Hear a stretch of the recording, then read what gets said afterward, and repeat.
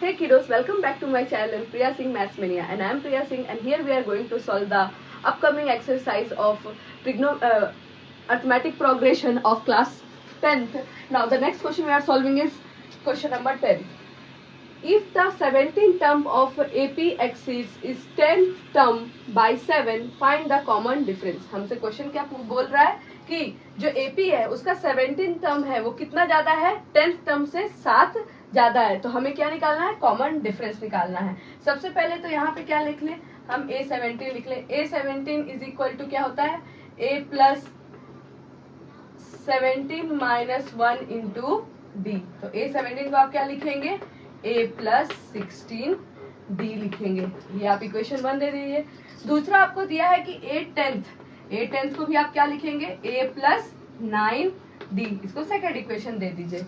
वो क्या बोल रहा है कि 17 टर्म जो AP का है वो 10th टर्म से 7 ज्यादा है, तो it means A17 is equal to A10 plus 7।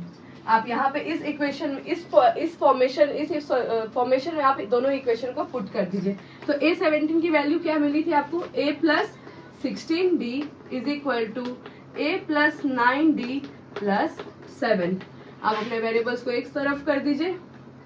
A plus 16D minus A minus 9D is equal to 7। A से A कैंसिल आउट हो गया, 16 में से 9 गया तो क्या बचा आपका 7। 7D is equal to 7। तो D इज इक्वल टू क्या मिला आपको, 7 divided by 7 that is equal to 1। सिर्फ बस यहाँ पे आपको करना ये है कि आपको क्वेश्चन को अच्छे से समझना है, ये क्वेश्चन क्या आपसे कह रहा है। चलिए अब हम क्वेश्चन नंबर 11 सॉल्व करते हैं। चलिए अब हम अपना क्वेश्चन नंबर 11 देखते हैं आगे की एक्सरसाइज का।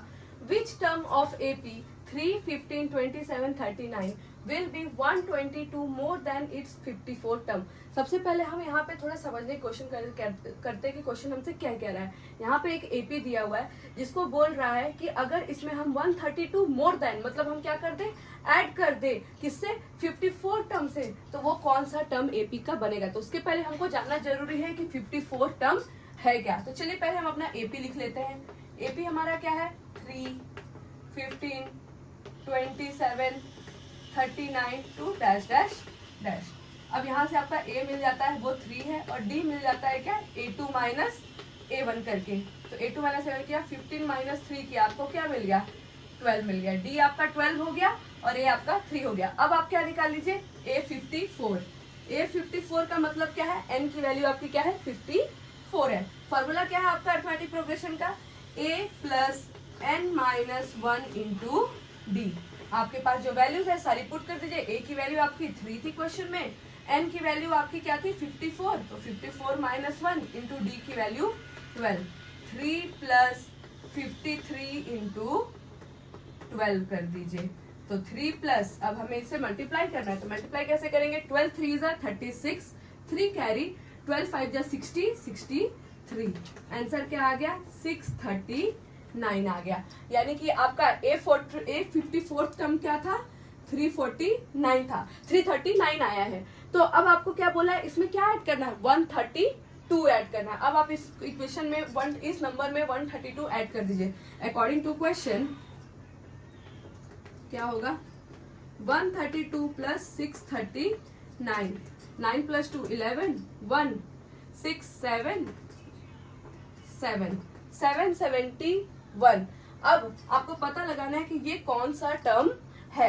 तो आपका नया AN कितना बन गया है, 771 बन गया है, जिसके लिए आपके पास A पहले से 3 था और D आपके पास 12 था। अब आपको क्या निकालना है, आपको निकालना है N, जो कि ये कौन सा टर्म है हमें पता लगाना है। तो चलिए इसके लिए हम क्या करेंगे, फिर से AN का फॉर्मूला लेते हैं। AN is equal to A plus N minus 1 into D। यहाँ इस बार आपके पास AN कितना है, 771 is equal to 3 plus N minus 1 into 12।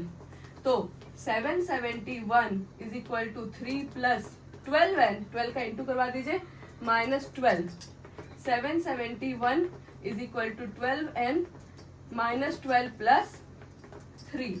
771 is equal to 12N minus 9। 9 इधर आ जाएगा तो क्या होगा, 771 plus 9 is equal to 12N। 12 n is equal to 9 plus 1 10 1 8 7 n is equal to 780 divided by 12. तो अब आपको क्या मिला, n is equal to 780 divided by 12. तो आप 12 से 780 को डिवाइड करते हैं तो 12 6 जा 72 होता है. तो कितना बचा, 78 माइनस 72, 2 गया 8 में से तो क्या बचा 6, तो 60, 6 5 जा 60, यानी कि n क्या हो गया 65th टर्म हो गया. यानी कि जो ये आपका एडिशन करके 132 मोर देन 54 टर्म मिला, वो कौन सा टर्म होगा अपना 65th टर्म होगा. तो ऐसे ही आप आगे की क्वेश्चंस के लिए भी मेरा चैनल को प्लीज सब्सक्राइब करें और सारे वीडियोस को एंड तक वॉच करें. Thank you very much.